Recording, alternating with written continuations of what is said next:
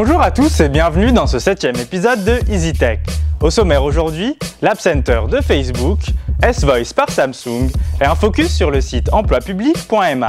Le 9 juillet, Facebook annonçait que le Facebook App Center était maintenant disponible dans plusieurs nouveaux pays. L'Australie, le Canada, l'Afrique du Sud ou encore l'Inde font partie de la liste. D'autres pays comme la France, le Brésil ou l'Allemagne devraient pouvoir en profiter dans quelques semaines. L'App Center offre aux utilisateurs de Facebook la possibilité de télécharger des applications, payantes ou non, depuis n'importe quel terminal, ordinateur, tablette ou smartphone. La plateforme a évidemment mis l'accent sur le côté communautaire afin de vous proposer des applications utilisées ou recommandées par vos amis. Même si le Maroc n'a pas encore été cité, l'App Center est disponible avec toutes ses fonctionnalités à l'adresse facebook.com/appcenter. A noter que la version arabe est disponible, seules les descriptions des applications restent en anglais. Argumentaire marketing, gadget, Siri demeure un élément différenciant de l'iPhone 4S. Tellement différenciant que Samsung le propose désormais sur son Galaxy S3. L'élève a-t-il dépassé le maître?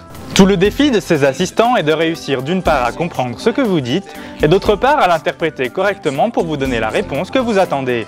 Si le premier est globalement maîtrisé par Siri et S-Voice, l'interprétation reste souvent aléatoire.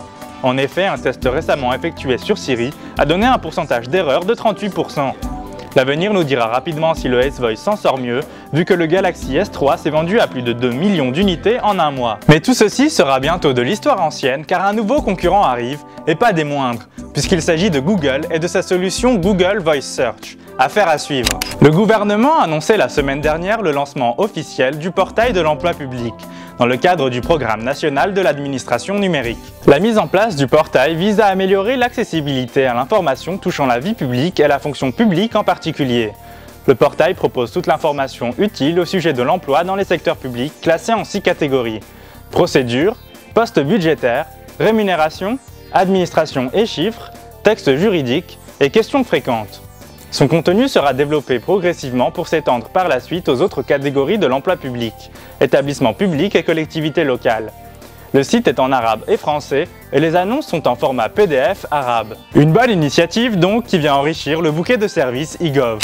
Voilà, votre émission est maintenant terminée, mais vous pouvez retrouver l'actualité high-tech sur notre blog easytech.ma. Quant à moi, je vous dis à très bientôt pour toujours plus de news. Ciao!